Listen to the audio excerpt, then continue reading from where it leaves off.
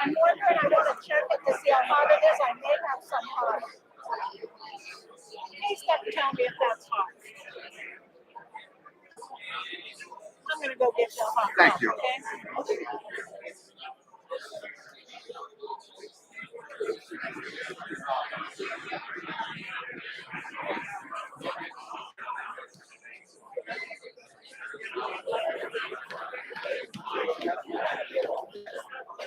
Jim Jinks always tells me if I see your old man, go slap him in the head, tell him you're his son. I said, I'm slapping him in the head. All right. He's a Jim beauty. says, oh, hell, he won't care. I say, yeah. Beauty.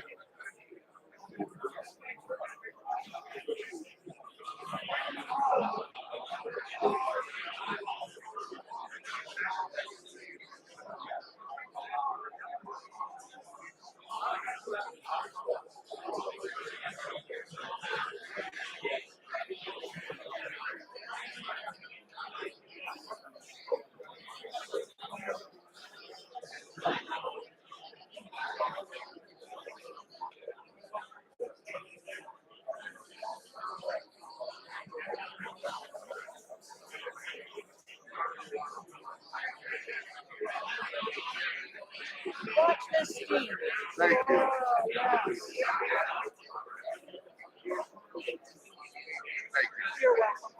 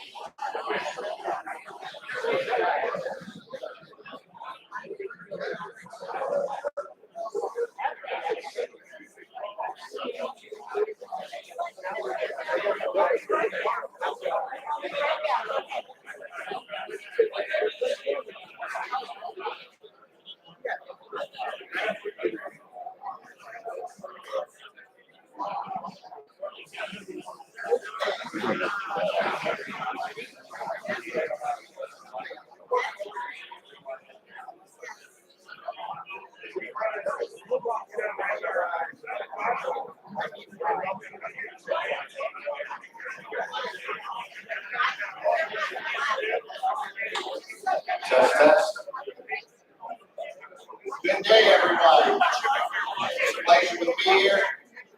You can keep your seats for a moment until I start the on the behalf part. Okay, I've got a little bit of an intro here. Welcome, Monday, January 30th, our last time for this season here at the beautiful Nash Center here on campus of the Pro Football Hall of Fame. Anthony Munoz, our speaker today. Unfortunately, he's under the weather. He will not be here, but he has sent his love of Canton, the Hall of Fame, and our Luncheon Club. He was listed as a game time decision and was moved then to the injured reserve list for today. Okay. We always try to learn something, at least I do, when I come to these from our speakers, and I'm sure you will learn quite a bit today for his fill-in. But I would ask and offer this to show grace and empathy. And for those that might not remember what empathy is, I looked it up. But the official dictionary version of empathy, it is a noun. And it is the ability to understand and share the feelings of another. Okay? With that being said, we all know that a few short weeks ago, Bills player Damar Hamlin went down during an NFL game, and the decision to show empathy for him was very evident. Instead of who was going to win the game that day, there was a more pressing W-I-N. And it's a word that I used often in my coaching years, and that simply meant what's important now. And we certainly found out very quick that it certainly changed the tide, not only of the game, but of just feelings and people reaching out in a time of need for tomorrow. With that being said, you may now stand. And on behalf of the Pro Football Hall of Fame and the Board of Directors of the Pro Football Hall of Fame Luncheon Club, I hereby call to order the 20th meeting of our 60th year of the Pro Football Hall of Fame Luncheon Club. Our invocation, followed by the Pledge of Allegiance, will be given by Club Treasurer Tim Richard. Tim?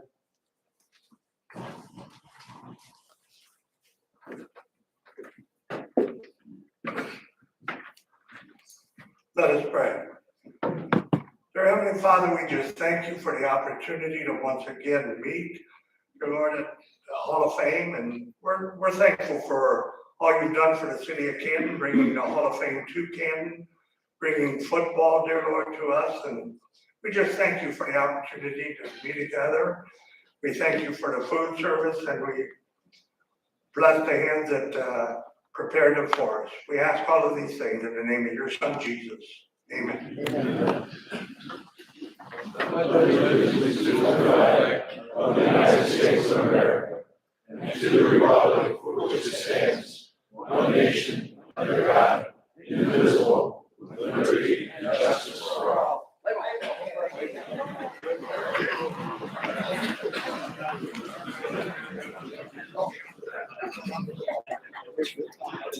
I would be remiss if I didn't thank and want to call out, if they're still here, the servers and the great staff from the catering outfit for Skyland Pines. RJ, up there in the back there. Are they back there? Can you call out the gal that's in charge of the waiters? Yeah. And when she appears before the doorway here, let's just give her Luncheon Club appreciation for all that she's done over. This is our fourth and final one here. She left. Okay. Well, let's give it to the servers. Thank you very much. At this time, I'd like to introduce the head table, some special guests that I've invited. To my right, in the black and red, she is a massive person, but she decided to wear black and red today, and that's fine. my lovely and most appreciated wife, Barb, please stand up and be recognized. And Barb is the daughter, some of you may not have read in the paper from last week's, but she's the daughter of Augie Morningstar, who was my father-in-law, one-time head coach of the Tigers, and just a great gentleman. He also was the club president of this particular luncheon club back in 1984-85. So Barb, I owe you so much. Love you.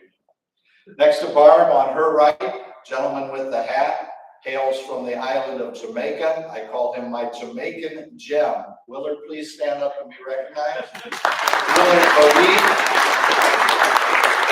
Willard is my Jamaican gem. I thank goodness he came from the Isle and married a Kansas City Schools teacher long time ago. And in '84, Hoover was laying off people. He was working for Hoover at the time, got laid off, and it was my lucky find because he was able to come and be part of my staff to teach school-age children how to swim at Perry local schools. And we were together from '84 till I retired in 2010. And that was 26 wonderful years together. I cherished it each and every day. And Willard was an integral part of my staff. And to this day, he still instructs and he coaches. He coaches some of the age group swimmers at Kansas City Schools presently. So again, thank you, Willard.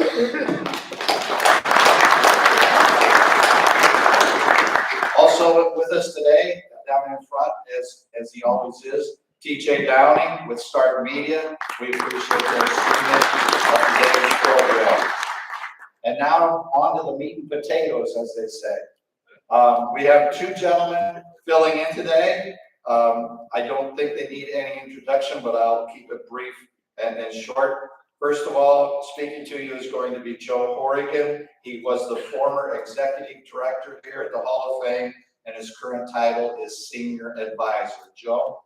And then after Joe is done, we'll be hearing from Adrian Allison, whose current title is Chief Relationship Officer. Thank you both for being here. Joe, it's all yours. Please silence. My mistake. I forgot. I'm only halfway through this. We need to recognize club sponsors. So up to my right, your left, or straight ahead of you is AultCare's Primetime Health, Dr. Peter Ferguson, Wilkshire Golf Course, and Liberty Ford. Okay. Announcements. As always, please silence all devices. Either turn them off completely or at least put them in the silence mode. And then on a sadder note, we just were informed via all this technology that's almost instantaneous. John Adams, the longtime drummer for our beloved Cleveland Indians and Guardians, has passed away. He was 71 years old and was the drummer for approximately 50 years. Also, on a more upbeat note, and want to recognize, as soon as I can pull it up on my phone here, one of our very own, Mike Popovich. Mike Popovich is a writer for the repository. He just released within the last hour that one of our very own club members has the great honor and is one of the his favorite, Mike Popovich, and probably many of ours too. Doug Miller, longtime person with Doug, please stand up and be recognized. Doug Miller is headed to the National High School Baseball Coaches Hall of Fame.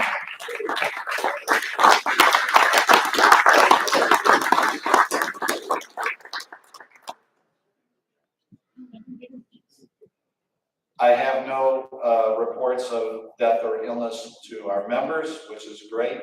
And at this time, we're going to do a 50-50 raffle, after which Joe can then take the stage. Our next week's speaker is going to be Joe Bogdan. He is Director of Sports, Athletic Sponsorships, and Facilities for Canton City Schools.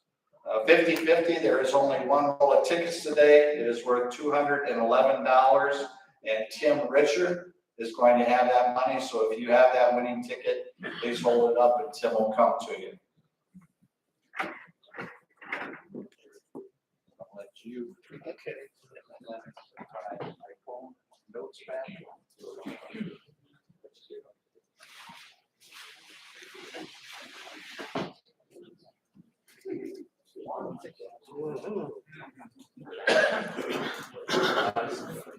That's a good one. All right.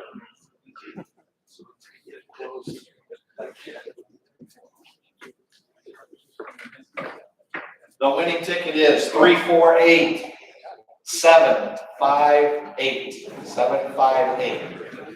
Somebody's winning. Way in the back. Far back table. Tim, you got a little bit of a hike. And without further ado, let's give a warm Luncheon Club welcome to Joe Horrigan.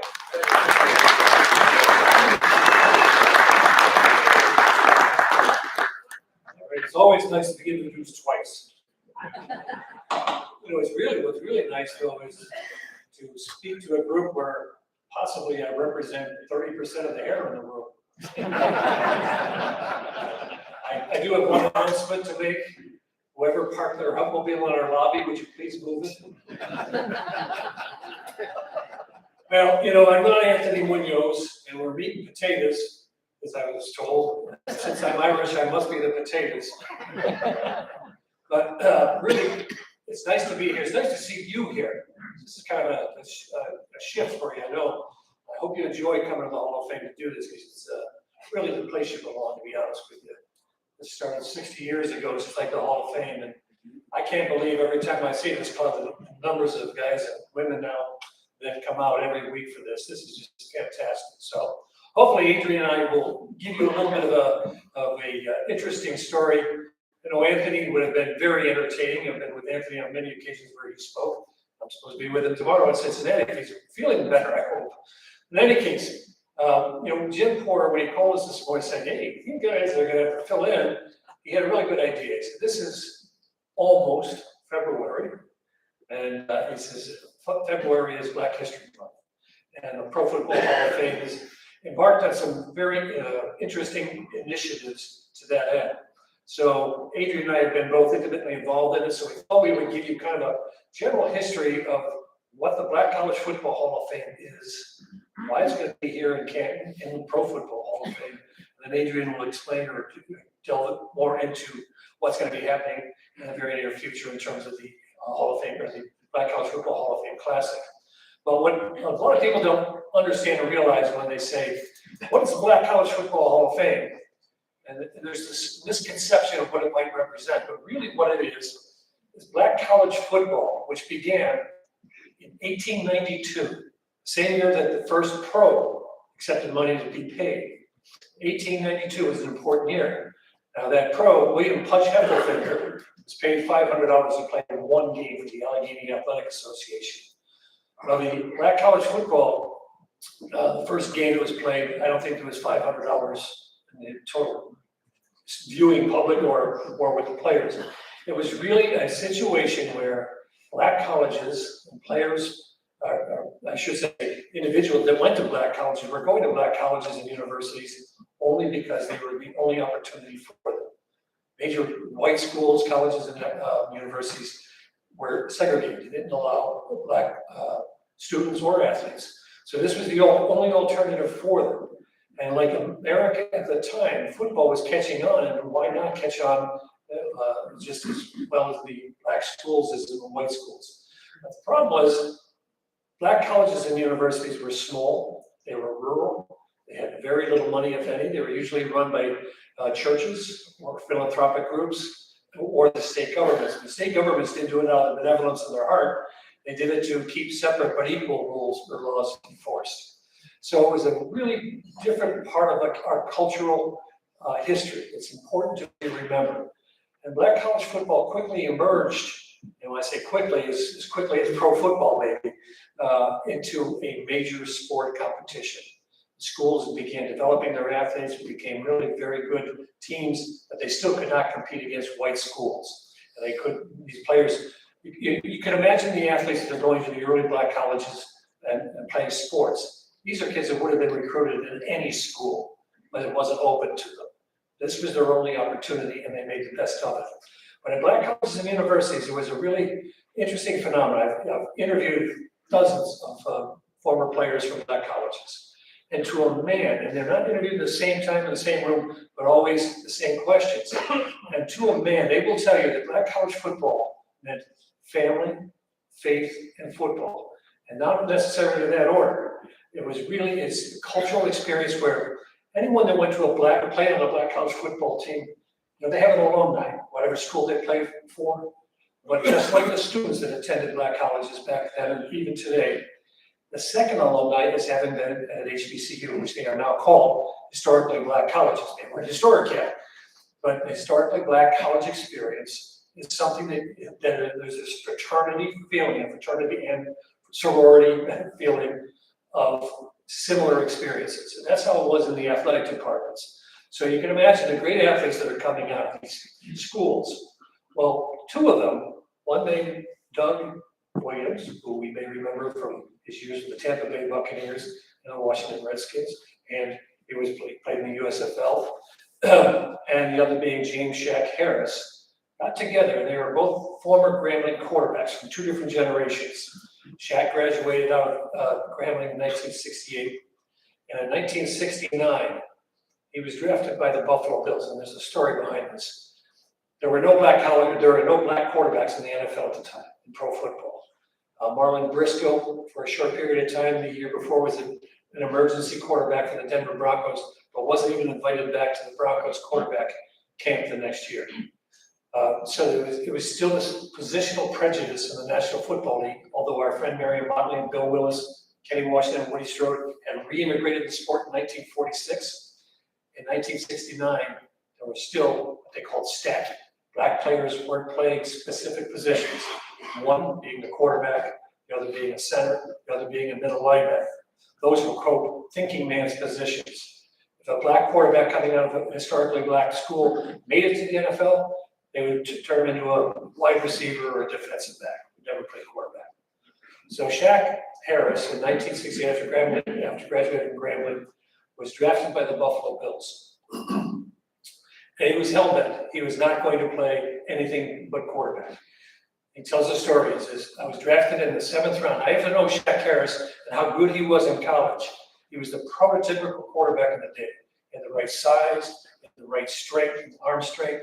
He was a winning quarterback. He was back All-America. In today's world, he would have been a first overall draft pick. I can guarantee you that. But in 1969, as he tells the story, Buffalo Bills thought so much of me, they drafted me in the 8th round and sent the ball boy to the airport to pick me up. I was that ball boy. So Shaq and I go back 54 years. We've been friends for that long. The interesting thing about Shaq is he's such a humble man, but he's so determined. He went to that camp, and he was first, when he went to meet I drove him to the league office, or the team offices. First thing they started talking about was changing his position. He said, no, that's not happening. And he's a quiet man, you know, he's not a very insistent personality. And then they started talking about his contract. Well, they pushed it in front of him and said, you know, here, sign this. And he's saying, no, I don't want to sign that until I talk to my mother. I want to call my mother. He said, okay. So they gave him access to a phone, and he called his coach, Eddie Robinson. They said, Coach, what do I do? And he said, pass the phone over. Eddie Robinson got on the phone and said exactly what Shaq was saying. He's here to play quarterback. He needs that opportunity. Here's what the contract is, what we agreed earlier. So it was a really kind of an interesting start for him. I'll also tell you that this was in 1969. There was this other rookie that was drafted that year by Buffalo named O.J. Simpson. Now, across the street from the Bills' office was the the Hilton Hotel. And Shaq said, you know, when OJ came in, before we went to training camp, they put OJ in the Hilton. And when I reported, I drove him down to the YMCA, and that's where Shaq stayed. He says, you know, the room was so small, he turned the television on and off with his toes laying in bed. So, but that's the way it started. But when Shaq was given the opportunity, there were 7 other quarterbacks in training camp. He beat out Jack Kemp, Hall of Famer Tom Flores, and a bevy of other quarterbacks. You probably wouldn't recognize their names, but those two you certainly would. Kemp was the starter for years. And that was an amazing thing in and of itself. Coach John Roush really believed in Shaq, compared to Roman Gabriel. For those of us that remember Roman Gabriel, he had a pretty strong arm as well. In any case, John Roush made a very risky decision. He named Shaq his starting quarterback before the season started, after preseason. There had never been a black quarterback start a season as the starting quarterback in the history of the NFL. Although it made news, the other news was that actually the entire backfield for the Bills in 1969 was an all rookie backfield. It was Shaq at quarterback, O.J. Simpson at halfback, and Bill Earthquake Enyard, who made it real big in the NFL, was their starting fullback, all rookies. So it took a little pressure off of Shaq, but he'll tell you again, he's called Eddie Robinson and tells him, what do I do? I'm nervous, I'm rookie, and it's bad enough I'm a rookie. He was actually hurt in his stomach injury. And Eddie Robinson says, you've got a guy wearing 32 behind you, hand the ball off. So he's really basically said this was the opening game, no pressure. Not only is he a black quarterback starting for a National Football League team or an NFL team, not only is he a rookie, not only is he playing with 2 other rookies, one who's the entire world is waiting to see play, O.J. Simpson, but their opponent were the New York Jets, the first game coming off their Super Bowl III victory with Joe Namath. Little bit of pressure. He played well enough. He got hurt again, re-injured. That John Roush said that he's sticking with him. He's my starting quarterback. He rotated a bit with Jack Kemp through the season. Had several injuries that kept him from playing regularly. Made it a couple of years in Buffalo. Was out of football for a year, and then went out to the Los Angeles Rams, where he led them to their first conference division in 26 years, I think it was. Made it to the Pro Bowl, was MVP of the Pro Bowl. So this was a long journey for Shaq to achieve his greatness. And Doug Williams, the other quarterback that I mentioned, I think we all remember him in the Super Bowl, in which he started, became the first African-American to start a Super Bowl, win a Super Bowl, and be named an MVP. But more importantly, he got injured early in the game, and he went down. It was a non-contact injury. He went down. It was in terrible pain. A lesser man wouldn't have ever gotten up. Not only did he get up, he went out for a couple of plays, and the coach said, send in Jay Schrader. He says, Coach, I'm ready to go. And he went back in. It was one of his most inspirational plays, but he set Super Bowl records for the most points scored in the quarter. I mean, it was just an outstanding performance by him. And he became kind of the poster child, if you will, for opportunity. Look what this guy did. Look at all the things. He had death threats. Shaq had death threats. Tells a story in Los Angeles. His roommate was Ron Jaworski. And Shaq got a death threat that was seriously enough taken that he had police taking him to his room. And Ron says, well, what's up? He says, well, I had a death threat. Ron says, well, maybe I should sleep in another room tonight. But they were good friends, and he made me say the same joke when they were going to the game. He would typically travel in the same car. And Ron said, I'd like to go in a different car today. Until this whole thing blew away, they were just joking. But the opportunities that these two men took and made success stories. Doug in particular was a little later. Shaq was in the 60s, Doug was in the 80s. And it said that a black man can play quarterback, Doug, on it. And now, and Shaq and Doug both, whenever introduced as the quarterback for the Buffalo Bills, the quarterback for the Washington Redskins, they were introduced as black quarterback for the Washington Redskins and the black quarterback for the Buffalo Bills. Now, if you look at the NFL, I don't even know how many black quarterbacks there are because it doesn't make a difference. They're just quarterbacks. And that was what Doug did by getting up that day and finishing that game and finishing the way he did. Well, Doug and Shaq are very good friends from 2 different generations. And one day they were talking about, we have got to keep these stories alive, these stories that we know about black college football, the players that played it. There are 34 members of the Black College Football Hall of Fame, or also members of the Pro Football Hall of Fame. That's how good the talent was. Now imagine how many more there would have been if they were allowed to play in the NFL before the 1960s, when the American Football League started drafting black players. That's when the shift changed. So, to make a long story short, they decided they would form this Black College Football Hall of Fame to honor the men who participated in black college football. And it started about, I think it's probably 16 years ago. And the impetus, while they started it, they had no home. For years they would have an induction ceremony. And over the years, because of my relationship with Shaq, I was on their board of advisors. So, whenever you get on a board, you're going to be asked to be on a committee. So they put me on the committee to help them find a permanent home for the Black College Football Hall of Fame. And while there were a lot of logical cities from a historical perspective where black college football was very popular and successful, they were usually small southern towns. And there just was no sustainability. There was no way you could build something there that people would even know it was there, and they'd be able to sustain it. So at the time, we were just starting to develop Hall of Fame Village. So I opened my big mouth and I said, what would you think about, putting the Black College Football Hall of Fame in Canton, Ohio, the Pro Football Hall of Fame? We got all this development going on now. It might be a nice fit. Well, it took about 3 seconds to think about that and said, yes. So now I got to go back to Canton, and at the time I talked to Dave Baker and say, hey, I've got this idea. Well, not only did he embrace it, but not only did he approve it, but he embraced it. And we decided that this would be the logical place to tell the story, completing the circle in the sense that black college football and white college football coexisted at the same time. They operated in a parallel universe. They never met before. They didn't play each other. The restriction of black players coming into pro football was kind of a shameful story. When you're talking about history, if you don't feel a little uncomfortable when you tell it, you're probably not telling the whole story. So we thought this is a great opportunity to tell that whole story about how black players were not allowed to participate, and once they were, what a change it made in the game and how important that was. And black college football was a great major contributor to that. So that's how we got started. That's kind of where we're at. And as we start renovating our building here, hopefully soon, we will have the permanent facility in what is now a temporary area that we're holding for the Black College Football Hall of Fame. It'll be about 3,500 square feet of space dedicated to telling that story about the Black College Football Hall of Fame.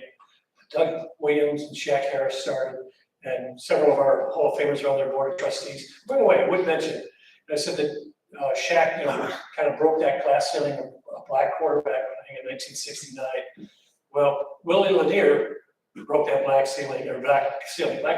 broke that glass ceiling as the first middle linebacker playing that position. A lot of us don't realize that. It's that recent from Willie, all of us know here. So with that, I'm going to turn it over to Adrian to tell you a little bit about what's going on with our relationship with the Black College Football Hall of Fame, how it's progressed and where it's going. I thank you for your attention. And again, don't forget to move that car over.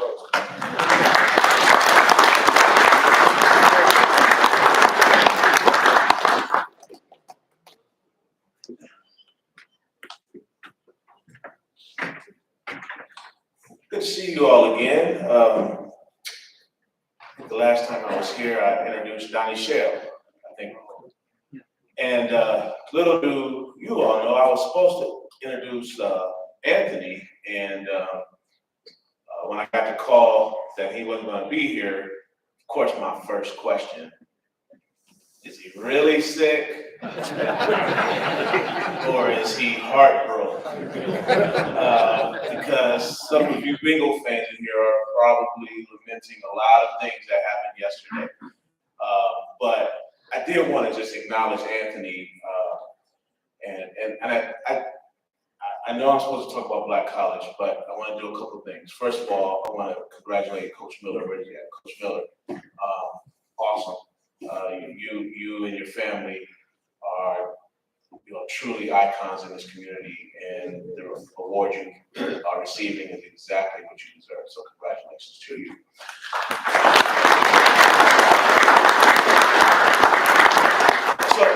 So before I pick up on where Joe talked, I do want to share a funny story about Anthony.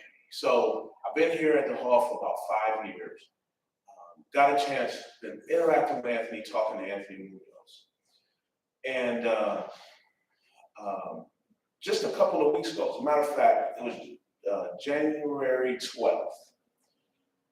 January 12th was the Martin Luther King Jr. breakfast. I don't know how many of you had the opportunity to go to it, but Doug and Shaq, who Joe just talked about, were the keynote speakers at that breakfast. And Anthony was at that breakfast as well, which is, by the way, pretty cool because I always want to talk about how our Hall of Famers are in our community. And so he did show up for that breakfast. We had a meeting after the breakfast, and Anthony and I were sitting beside each other. And again, I've known Anthony for 5 years. And then it struck me. You are sitting beside the greatest tackle in the history of football. It just hit me. And I looked, and so I started Googling everything about Anthony Munoz while he was sitting next to me. And he didn't know I was doing it. And it was just consistent, time after time. There's not a ranking out there that doesn't have him certainly in the top 2 of the greatest players to ever play the game. I looked at him and I said, you know, there's a reason why I forgot how great a player you are. And it's because he's a great person. And there was a poll on Twitter not too long ago, and it said, what do you think of when you see X? And it was Anthony Munoz. And every comment, with the exception of him losing 2 Super Bowls to Joe Montana, every comment was greatest player, greatest tackle ever, or one of the greatest people ever. So I just wanted to give Anthony a shout out. I hope he feels better. I hope his heart feels better too as Kansas City goes to Super Bowl. I've come and talked to you all about Black College Hall of Fame before. When Joe was up here, he gave you a list. He started listing guys who were there. There was 34 of them. And I think if I recall, for those who were there, we talked about some of the guys who make up that 34. Names that roll right off your tongue as being some of the greatest players that ever played in the NFL. Whether that's Jerry Rice, who is a graduate of Mississippi Valley State, or Art Shell, who went to Maryland Eastern Shore, or Mel Blount, who went to Southern, John Stallworth, Aeneas Williams, Michael Strahan, who am I? I mean, there's Deacon Jones. There's so many of the greatest players that ever played the game that went to what are now known as historically Black colleges. And so I feel like it's an honor and a privilege for us to honor their legacies. One of the things that Doug and Shaq talked about at that breakfast, if you happen to be there, was why they started it, and Joe mentioned it. History is written by the victors. History is written by the victors. And if you're not careful, you could lose a lot of history that is true. And they just did not want that history to be lost.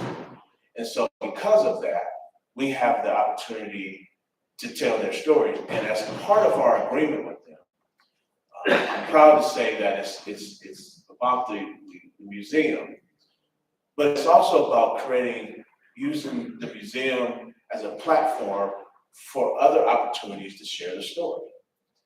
One of the platforms that we have created here at the Pro Football Hall of Fame in conjunction with them is the Black College Football Hall of Fame Classic. Now, again, deep history roots where teams used to get together from historically Black colleges and have not just a game, but a weekend and a week of festivities, all about celebrating the history, the culture, the tradition of historically what are now known as historically Black colleges. We're in a unique position, right? Because Ohio has Central State. And by the way, I'm sure all of you know that in the 90s, Central State was a powerful, powerful football team. Y'all remember that? Y'all remember they beat somebody 101 to nothing? Do y'all remember that? Or roughly, don't quote me on that price, you can Google it. But they beat a team 100 to nothing. And there were great players that played right down the road at Central State, at HBCU, but we don't have a ton of them up here in the northern part. And so as part of our partnership, we said we would host a Black College Football Hall of Fame Classic.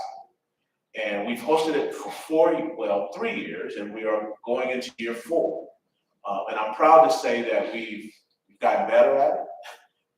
We have created opportunities to spotlight and showcase HBCUs. I'll give you an example. So last year, we had Winston-Salem State versus Central State. Do you know we had a national broadcast from ESPN's First Take? So Stephen A. Smith was here screaming right in our yard. Okay? Y'all know what I meant when I said screaming A. Smith, right? So he was literally in our in the stadium highlighting our classic. We had a national broadcast from the NFL Network. We had national broadcasts from HBCU Go and also a Sirius XM radio network. All of them came to Canton, Ohio, our hometown, to share the story of these great young men, great men, and what they did as trailblazers in our community.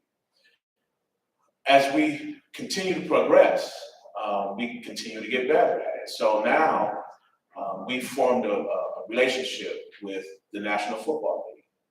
And I'm proud to say that Troy Vincent, the executive director, executive vice president of the NFL, has really embraced what we're doing here.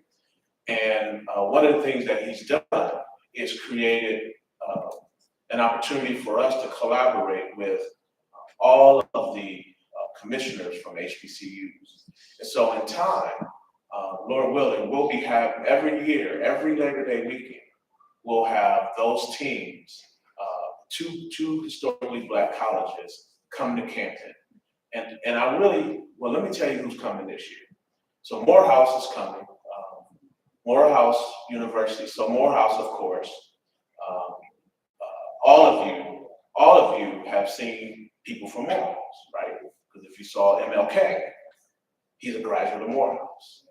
But not only is MLK a graduate of Morehouse, but Samuel L. Jackson. So every time you see a Capital One commercial, think Morehouse, right? Who else?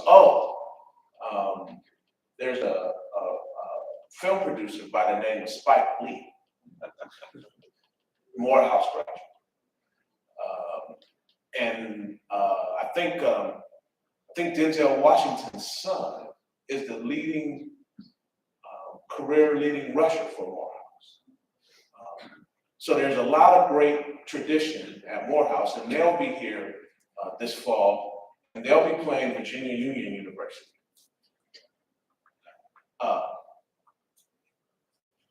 If you like football, you should come to the Classic next year, because they have Virginia Union has one of the best running backs in the country at any level. And I'm not going to predict who's going to win the game. I'll just say Morehouse is rebuilding, and Virginia Union is a powerhouse with this running back. But more importantly, come out and celebrate and see the talent that exists at these HBCUs, which is going to help me transition to another thing that Doug and Shaq have done.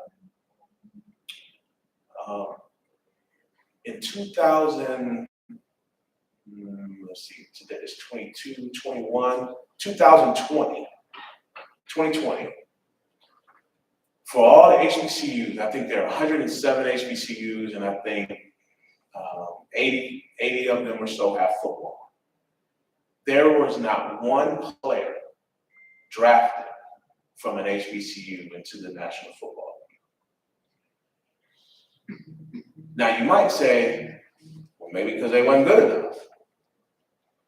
But history tells us that when you're picking your 7th round pick, you're mostly not picking guys who stands for the guy who's the quarterback at San Francisco, right? You're not really picking guys who are, your top stars. You're taking a chance on a kid, right? And so why didn't some of those kids get an opportunity and get a chance to be successful?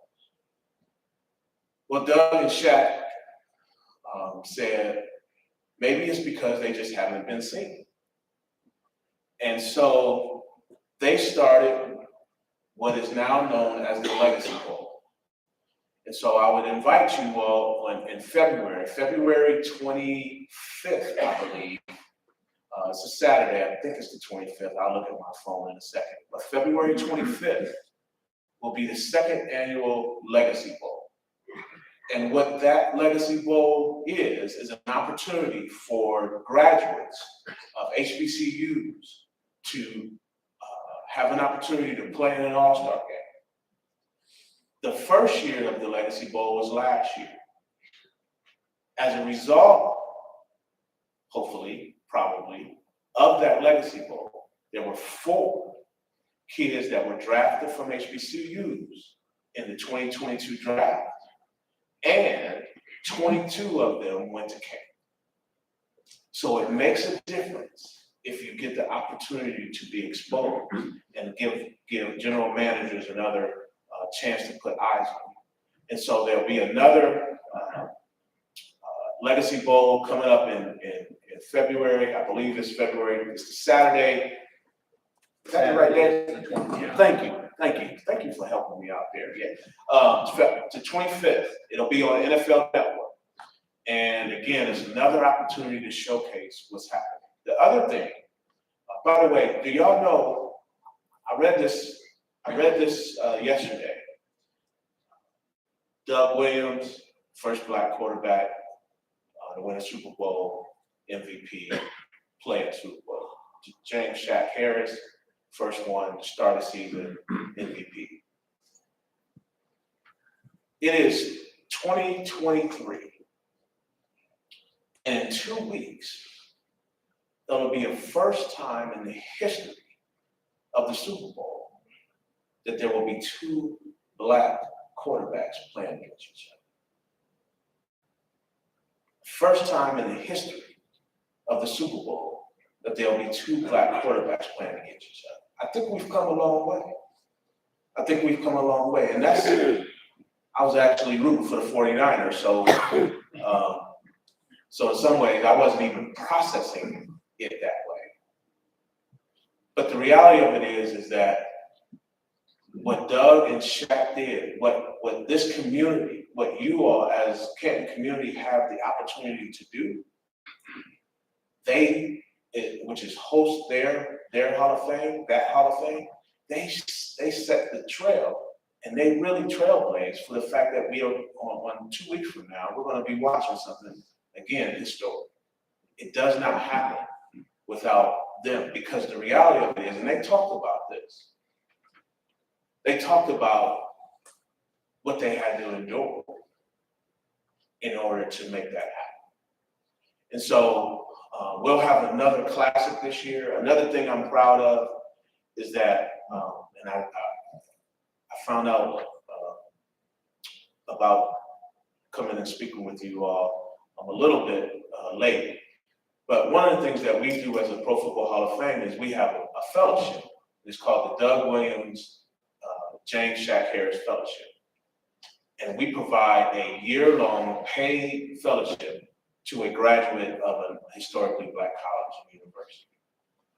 And we have one here from South Carolina State University, and ironically are getting ready to offer another graduate from Morehouse to be here.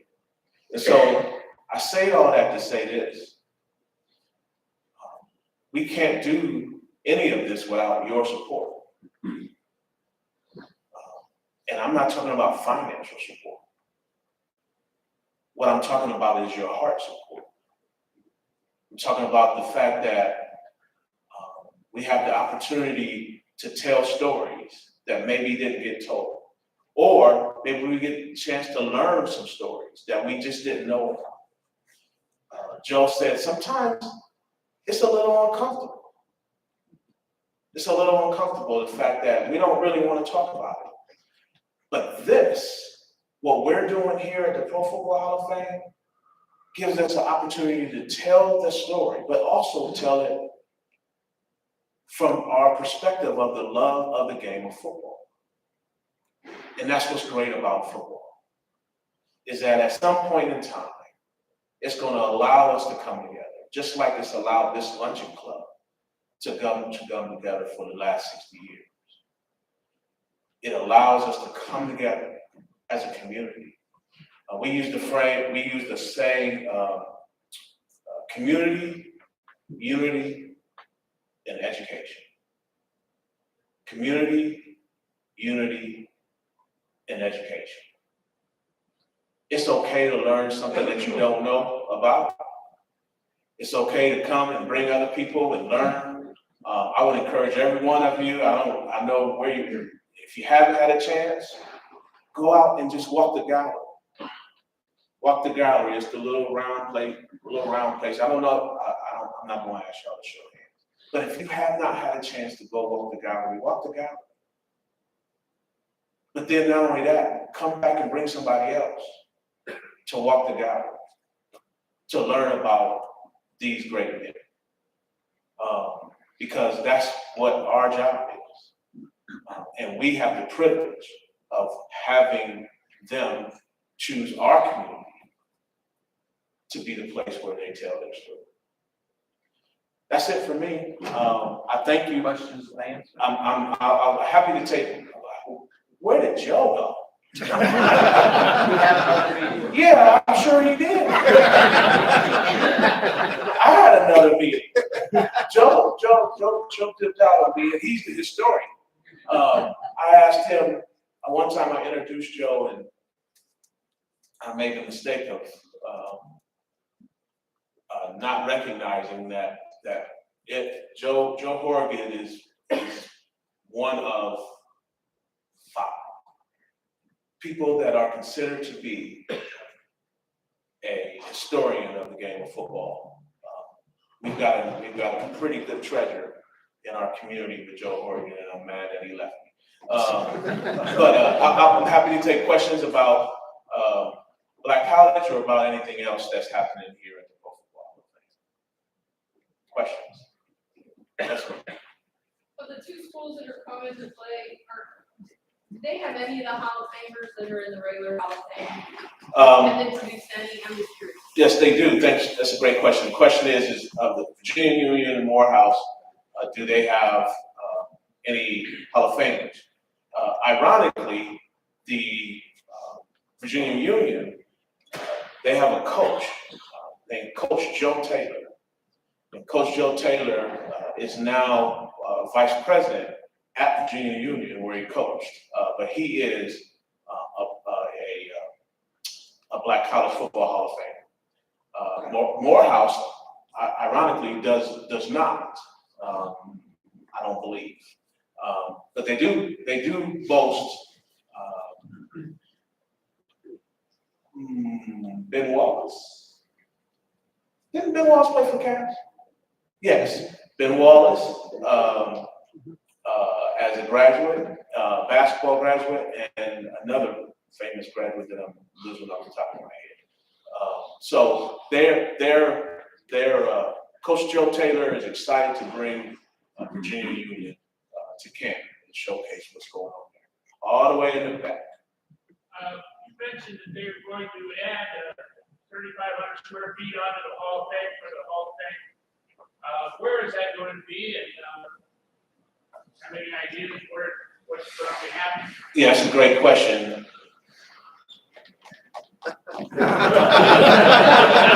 Okay, I'll try it. So the hall is Jim Porter. Let me start with Jim Porter.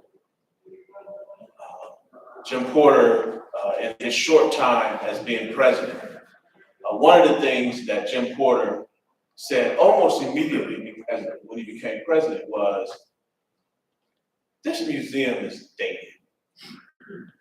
It's dated in just about every aspect of its existence, whether it's old TVs or how you do museums or whatever the case may be.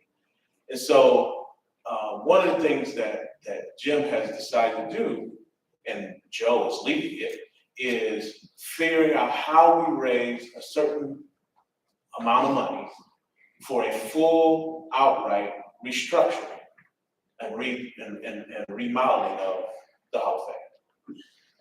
We're a long way away from it because it's going to take a lot of money and a lot of capital campaigning.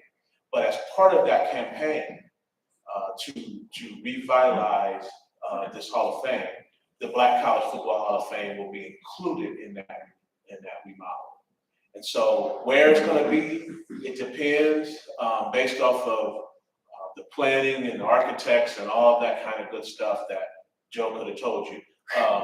But it's going to be included as part of the remodel. And so I don't know, don't ask me when that's happening because I don't know, but I do know it's a priority of our president to take this Hall of Fame out of, let's call it an 80s Hall of Fame and move it into the 2020, 2030 Hall of Fame. So to be determined on that. So. The Legacy Bowl isn't that connected to the Atlanta College Hall of Fame? And what's the connection? The Legacy Bowl, I think I heard that it's connected to the Atlanta College Football Hall of Fame. Right, so. And how is our Hall of Fame connected with them? It's a great question. So the Atlanta Hall of Fame that's being referenced is actually the college football.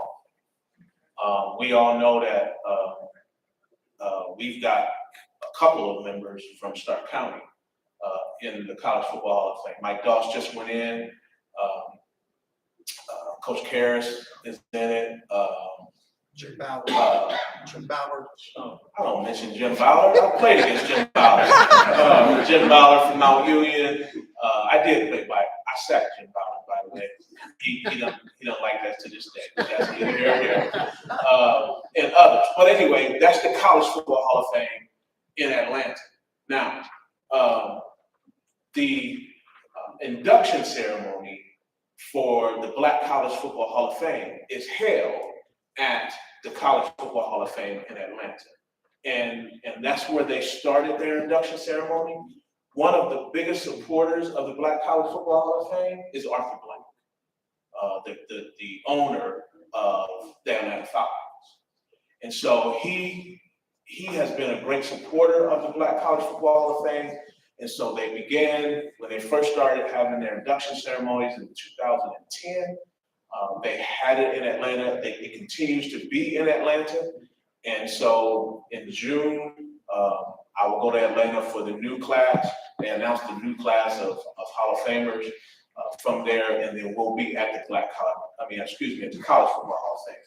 Now, I want to be careful here, but let's just say that when Doug and Shaq were looking for a permanent home, they did go to College Football Hall of Fame.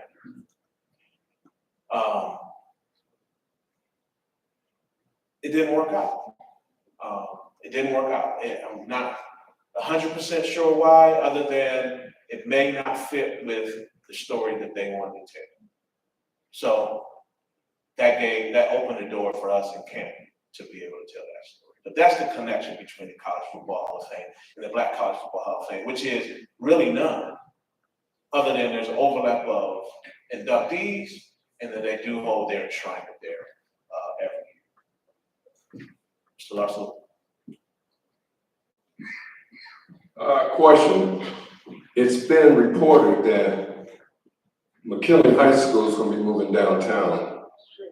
What do they plan on doing with McKinley High School if it is moved downtown and the Hall of Fame takes over that area? Okay, so that's you see me scratching my head? So that's a loaded question, Mr. Larson, in a lot of ways. So let me start with this. Let me remind everybody that the village and the hall are different. Okay, it's really important. We are the 501c3 nonprofit. They are the for-profit entity that is designed to bring in revenue around our great brand. So I have not had the privilege of having any conversations about what they plan on doing with McKinley High School. Here's what I know. I know the same thing y'all know. Well, I know a little. Mark used to be superintendent of school there. But before that, or after that, what I know is that the current superintendent has decided that right now they don't want to move the school. I think in part to wait until the village gets further developed before they move the kids downtown. After that, I think the village will have to make a decision about what they're going to do with McKinley High School, by the way, which is where I went to school, and it hurts my feelings that they got, if they do something with it, but that's not my problem. But I don't know what they're going to do. Anybody want to spell the word P-A-R-K-I-N-G? That's just me talking. I don't have a clue. So, the other question, yes. Wouldn't it be logical to have the Black College induction ceremony here rather than in Atlanta? Yeah, so that's a great question. The question was, have the induction ceremony here rather than that. So I guess my answer to that is in due time. In due time, we need to do transparently our part in Canton about what we promised we would do for the Black College Football Hall of Fame, which is to have their Hall of Fame here, before we start talking about them moving events and activities from there, because Atlanta has been great to them and has really supported their induction. And maybe for those of you who follow the Rock and Roll Hall of Fame in Canton, in Cleveland, you know that they rotate their enshrinement as well. Sometimes it's in New York, sometimes it's in other big cities, and sometimes it's in Cleveland. And so as we continue to develop the infrastructure for our partnership with them, I'm positive they'll be open to it, but they have to do that smartly, because again, what's that phrase? You got to be careful about ditching the girl that you brought to dance, right? They've been dancing with folks in Atlanta for, so we want to be smart and not burn any bridges for them as well. So all in due time. One more question. One more question. I had the privilege to hear your father, Bruce, do the I Have a Dream speech. Yeah. Would it be a possibility that he could do the speech for our group? Could you, if we hooked up, and could Bruce come and do that? What I did hear is I Had a Dream speech. I closed my eyes and I thought I was listening to Martin Luther King do the speech. It was incredible. Yeah, the answer is first of all, my father is retired police captain Bruce Allison, and probably shouldn't give all this stuff away, but his mom, my grandmother, had him learn the entire I Had a Dream speech when he was a child. And to this day. He knows it, but not only does he has this ability to channel Martin Luther King. And so if you close your eyes, you might think he's here. The answer is I will ask. My guess is that he would love to. He loves to do it. It's just a matter about finding when you all want to do it. And he won't be your keynote speaker, so he won't be up here for all his time. But it could be something cool to have as part of your February meetings. He'll come in and do a snippet of it, and it's pretty chilling to listen to because he does really bring it to life. So thank you for that. Thank you.